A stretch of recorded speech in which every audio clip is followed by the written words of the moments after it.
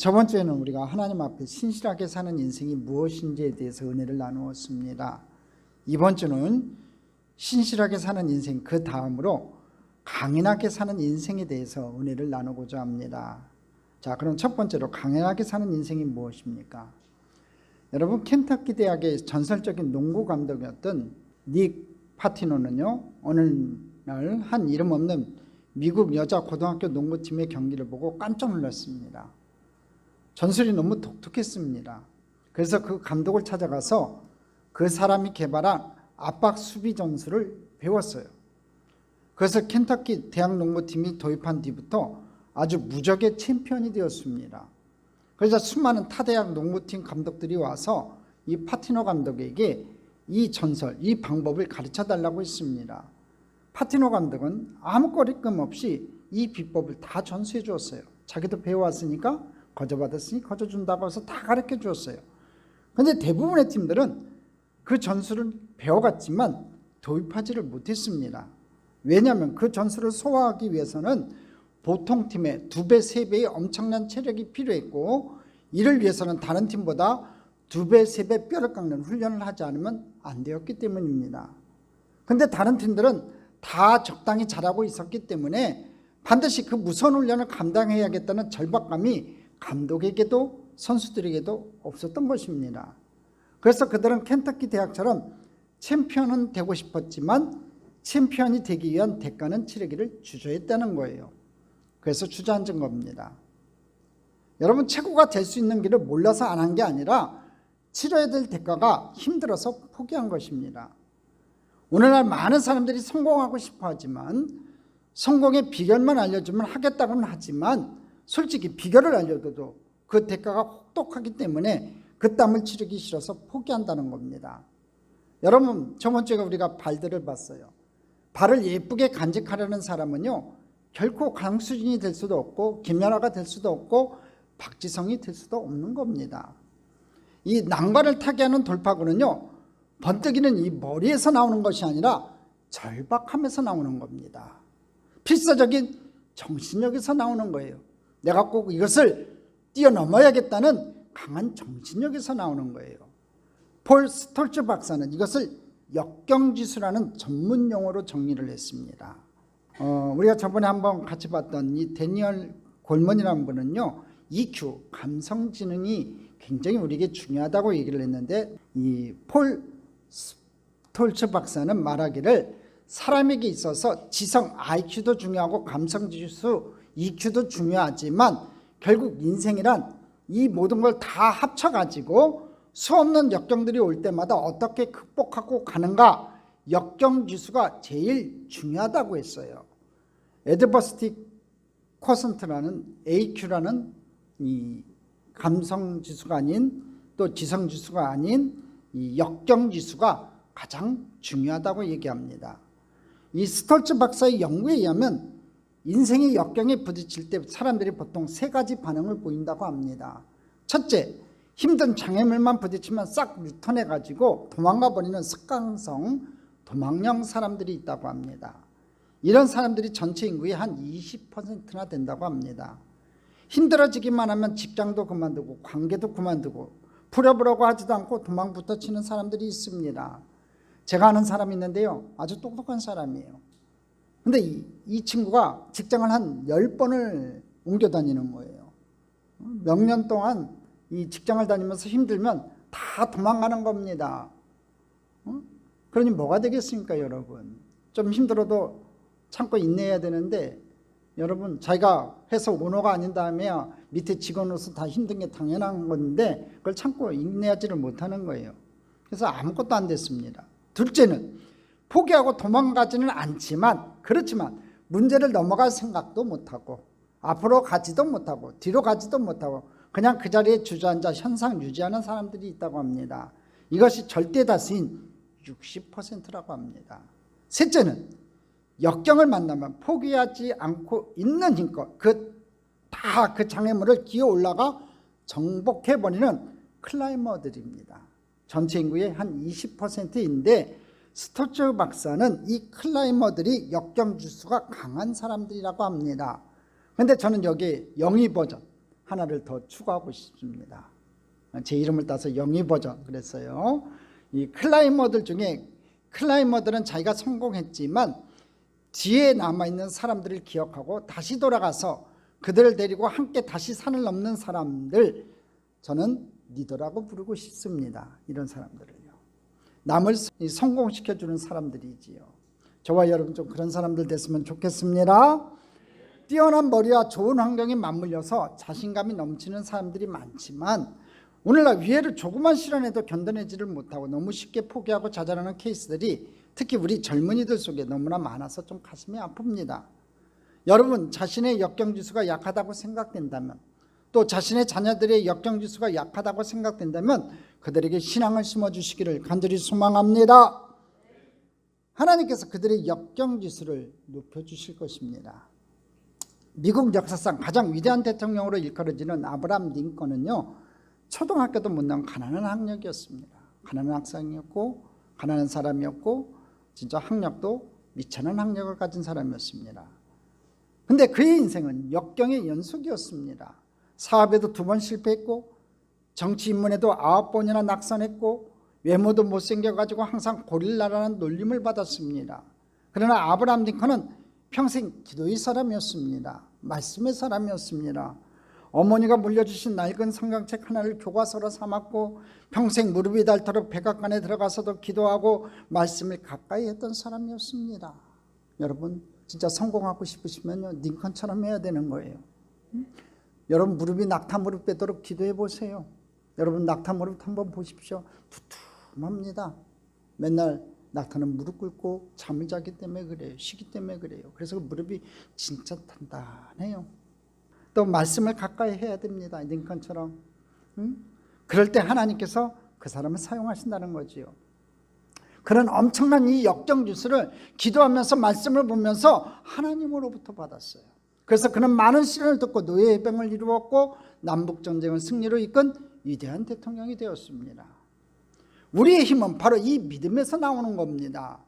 역경지수의 저력은 믿음인 거예요. 우리가 인생에서 많은 장애물들을 접할 것입니다. 그런데 이 장애물들을 여러분들이 장애물로 보지 않고 거침돌로 보지 않고 디딤돌로 보는 것이 중요해요. 나에게 장애물이 다가올 때가 많잖아요. 그런데 그 장애물을 거침돌이 아니라 나를 한 단계 업그레이드 시키는 디딤돌로 생각해야 된다는 거지요. 바울 한번 보십시오. 수건만 얹어도 죽었던 사람이 일어나는 능력의 사람이었습니다. 근데 정작 자기 몸에 있는 육체의 가시는 고치지 못했어요. 여러분 성경에 나오는 이 가시라는 단어는요, 헬라어로는 실제 언어로는요 말뚝이라는 뜻이에요. 굉장히 큰 병이었다는 거지요. 바울은 엄살꾼이 아니었기 때문에 엄청 고통스러운 병이었을 것입니다. 많은 학자들이 무슨 병일까 연구를 하는데 답은 안 나와 있어요. 성경에 나와 있지를 않으니까. 엄청나게 이 바울에게 고통을 줬던 병이었던 것 같습니다. 이걸 좀 낫게 해달라고, 낫게 해주시면 내가 하나님의 일을 더 잘할 텐데 라고 수없이 기도했는데 하나님은 계속 노 그랬어요. 그리고 마지막에는 이렇게 말씀하셨습니다. 내 은혜가 내게 족하니라. 너희 약함 속에서 내가 강하여짐이니라. 할렐루야. 그때 바울은 알았습니다.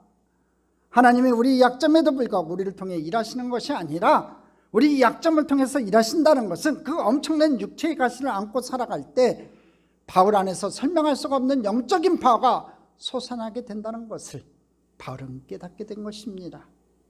여러분 하나님이 우리를 새로운 축복으로 이끌어가려 하실 때 반드시 새로운 장애물을 주세요. 그런데 우리가 이걸 알지 못하면 새로운 장애물이 올 때마다 거기에 대해서 막 부정적으로 반응하는 것을 보게 됩니다. 왜 또 이런 역경이 오는 거지? 왜 내가 자천됐지? 이런 일이 내게 왜 생겼지? 난 재수가 없나 봐. 나 이제 한계에 왔나 봐. 내가 뭘 잘못했나? 이런 생각들을 가진다는 거지요. 그러나 새로운 장애물이 왔다는 것은요, 새로운 축복이 눈앞에 다가왔다는 것이에요. 할렐루야. 고난은 축복이 때문이에요. 꼭 명심하십시오.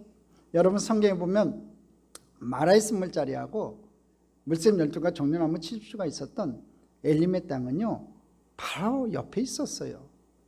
이스라엘 백성들이 3일 동안 물을 얻지 못해서 다 죽어가는, 목이 타들어서 다 죽어가는 그 상황에서 하나님께서 어디를 이끌었냐면요, 마라의 선물자리를 이끌었어요.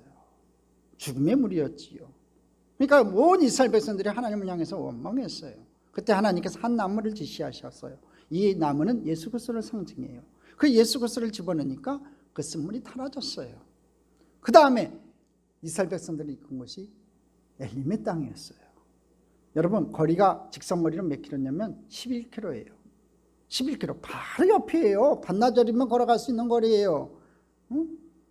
거기서 우리가 깨달은 영적인 교훈이 많지만 단 한 가지, 고난 가운데 하나님께서 축복을 예배해 놓고 계시다는 겁니다. 할렐루야. 새로운 장애물이 왔다는 건요, 새로운 축복이 눈앞에 다가왔다는 거예요. 그렇게 해석을 하세요. 믿음의 사람은, 예수 그리스도를 믿는 사람은 해석이 중요해요.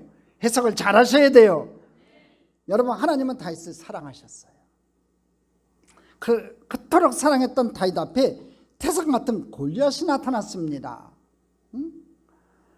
다윗을 죽이려고, 다윗을 망신시키려고 아닙니다. 하나님은 다윗을 단순간에 이스라엘 전체의 영웅으로 만드셔야만 했는데, 그러기 위해서는 다윗 앞에 있는 사울이 거느리고 있는 수많은 장로들과 엘리트 관료들의 자녀들을 다 패스해야 하는데, 방법은 오직 하나, 전 이스라엘을 공포에 떨게 하는 이 거인 골리앗을 거꾸로 쓰러뜨리는 것밖에 없는 거예요.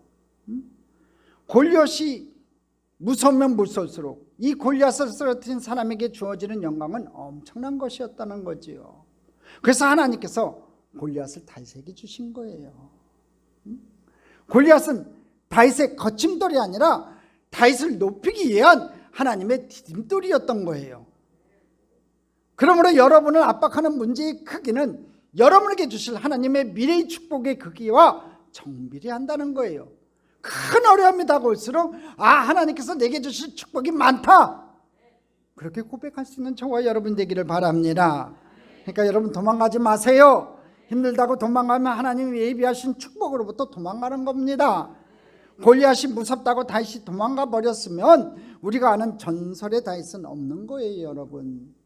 그러나 도망가지 않았기 때문에 하나님은 그의 역경지수를 통해서 큰 영광을 받으셨다는 거지요. 여러분 중에 혹시 골프 치시는 분들은 이 골프공의 표면이 매끈매끈하지 않다는 거 잘 아실 겁니다. 골프공에는 수많은 울퉁불퉁한 굴곡이 있습니다.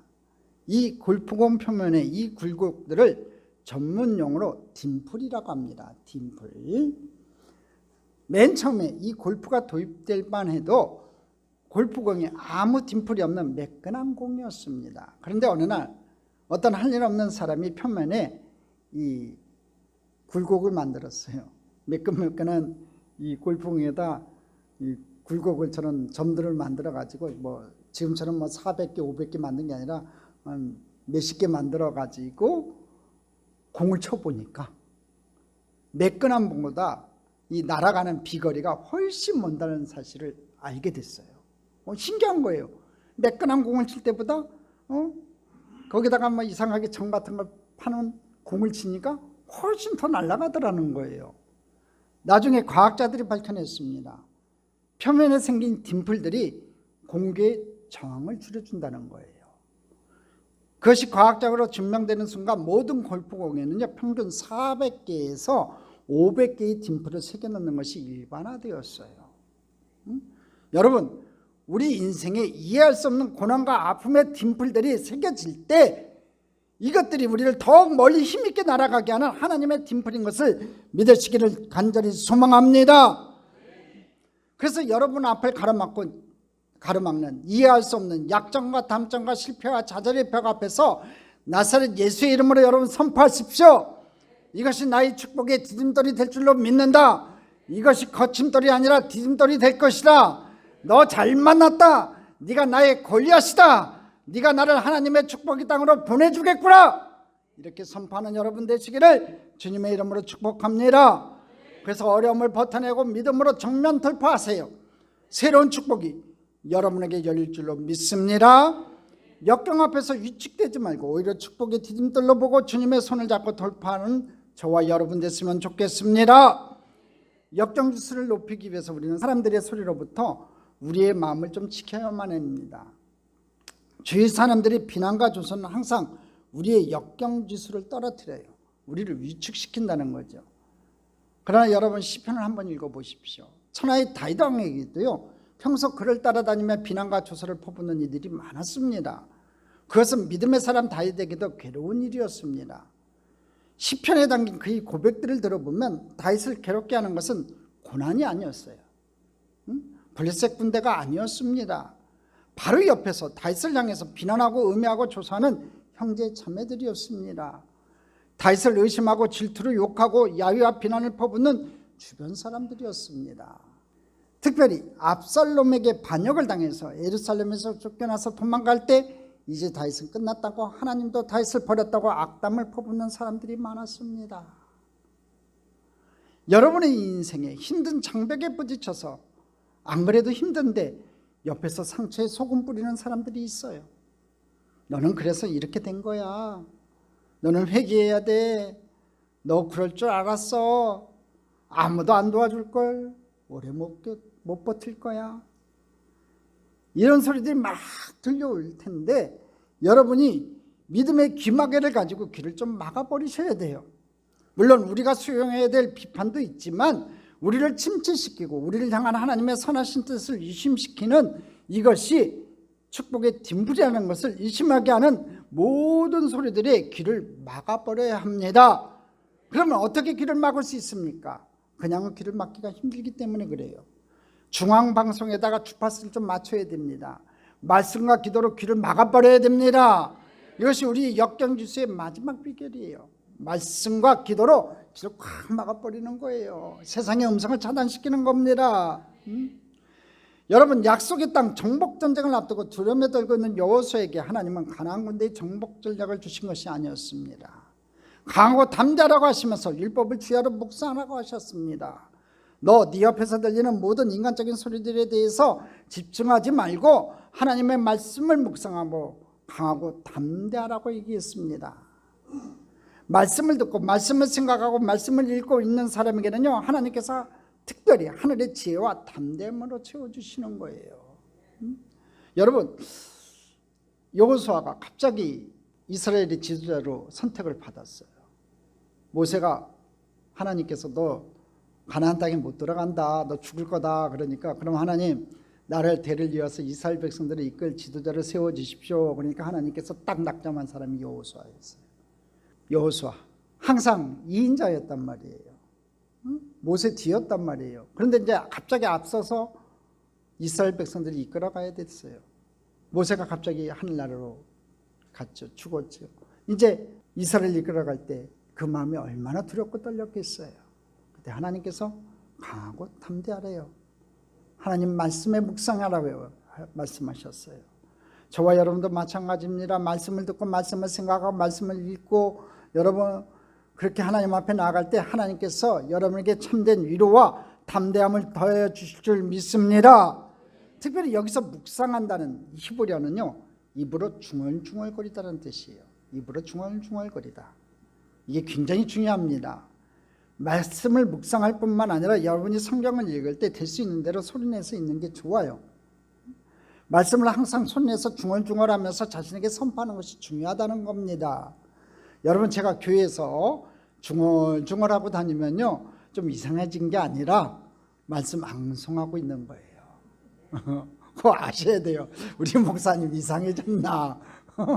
나이도 젊은데 치매 걸렸나? 이러시면 안 돼요. 아직 저 치매 걸릴 나이는 아닙니다. 제가 계속 저에게 그러거든요. 내게 능력 주신 자 안에서 내가 모든 것을 할 수 있느니라. 내가 죽지 않고 살아서 하나님의 영광을 선포할 것이다. 네가 불 가운데 지날지라도 물 가운데로 지날지라도 불이 너를 사르지 못할 것이고 물이 너를 침몰하지 못할 것이다. 먼저 그의 나라와 그 일을 구하라. 그리하면 모든 것을 너에게 더하시리라. 그걸 저한테 선포하고 다니는 거예요. 이런 약속의 말씀들을 수도 없이 제가 웅얼웅얼거리면서 제 자신에게 선포하는 것입니다.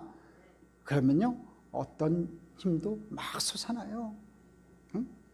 여러분에게 말씀의 역경지수가 일어나기를 간절히 소망합니다. 여러분, 말씀을 받쳐주는 힘이 기도예요. 기도는 모든 것을 축복하고요, 모든 것을 가져오고요, 모든 것을 제거하고요, 모든 것을 막아줘요. 할렐루야. 기도는 우리에게 영향력을 끼치는 모든 것들에게 영향을 끼치는 거예요. 바로 여기에 기도의 파워가 있는 겁니다. 여러분, 사람 변화시키는 거요, 사람의 힘으로 안 돼요. 자녀들 여러분 마음대로 됩니까? 안 되잖아요. 여러분이 기도하시고 하나님 앞에 아뢰고 하나님 앞에 무릎 꿇으면 하나님께서 변화시키는 거예요. 육신의 질병도 마찬가지입니다. 여러분, 세상에 치료되지 못할 질병 가지고 하나님 앞에 나와 기도해야 돼요. 히스기야처럼 얼굴을 벽을 향하고 세상과 단절하고 강한 자와 약한 자 사이에 나를 도울 리 없다는 아사왕의 고백처럼 하나님 앞에 나와 기도할 때 기적이 일어날 줄 믿습니다. 우리 인생에 얼마나 많은 쓴맛들이 기도에 의해서 단맛으로 바뀌어졌는지 한번 살펴보세요. 얼마나 많은 나약한 사람들이 기도에 의해서 강인해졌는지 모릅니다. 여러분, 재주 많고 말세고 폼 많이 내는 사람보다 연약해 보여도 기도하는 사람에게 베팅하세요. 기도하는 사람이 강인한 겁니다. 기도하는 사람이 끝까지 버티는 것입니다. 쓰러질 것 같은데 다시 일어나는 겁니다. 말씀과 기도의 사람이 진짜 신실하고 강인한 사람인 줄로 믿습니다. 우리 모두 다 기도하고 말씀 보는 사람들 되기를 주님의 이름으로 축복합니다. 두 번째, 우리를 신실하고 강인하게 만들어주는 공동체의 힘에 대해서 좀 살펴봅니다. 오래전에 미국 노스캐롤라이나주에 기록적인 태풍이 몰아쳤습니다. 엄청나게 큰 나무들도 다 뿌리채 뽑혀 날아갔는데 한 숲의 나무들만 고스란히 살아남은 거예요.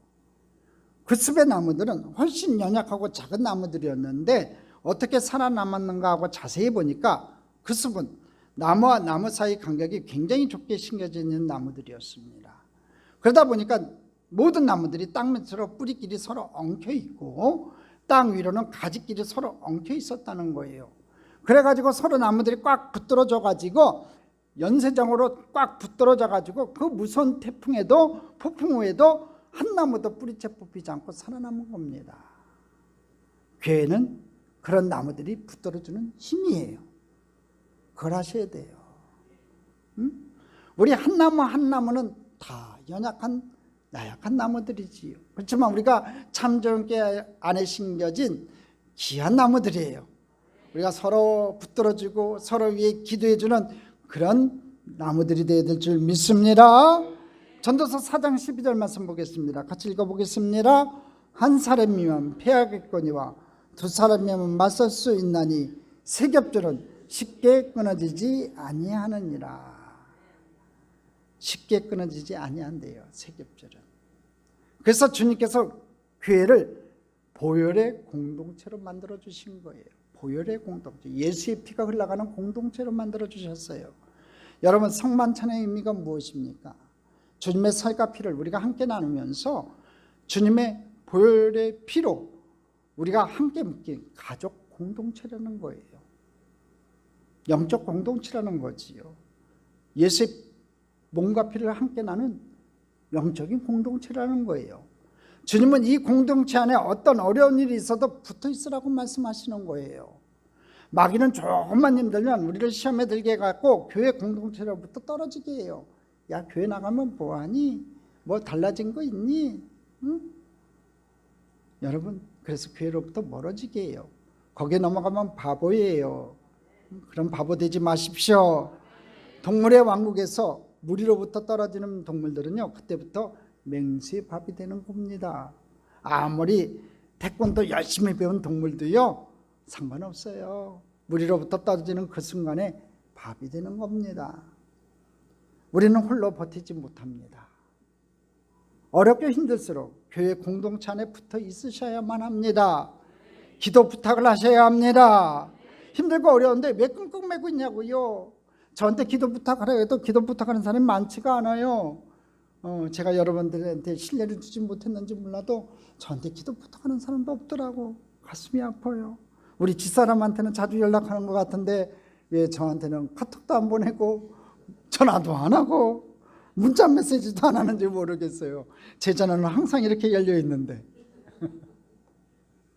여러분 힘들고 어려우면 저한테도 기도 부탁하고 주변의 믿음의 식구들한테도 기도 부탁하세요.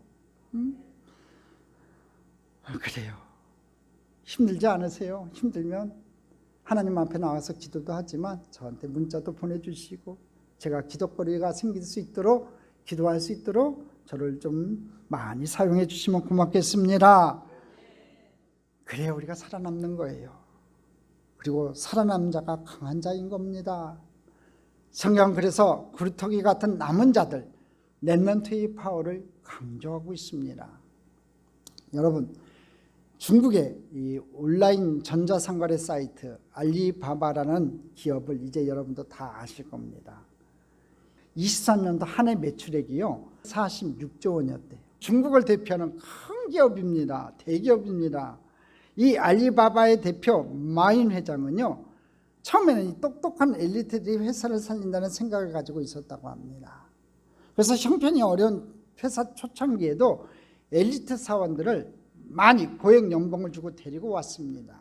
그런데 회사가 조금씩 성장을 하면서 유명세를 타니까 이 유능한 엘리트 직원들이 다 이곳저곳에서 더 좋은 대우를 받고 스카우트돼서 떠나가거나 아니면 자기가 쌓인 경력을 가지고 회사 기밀 빼내가지고 그냥 창업하면서 떠나버렸다는 거예요.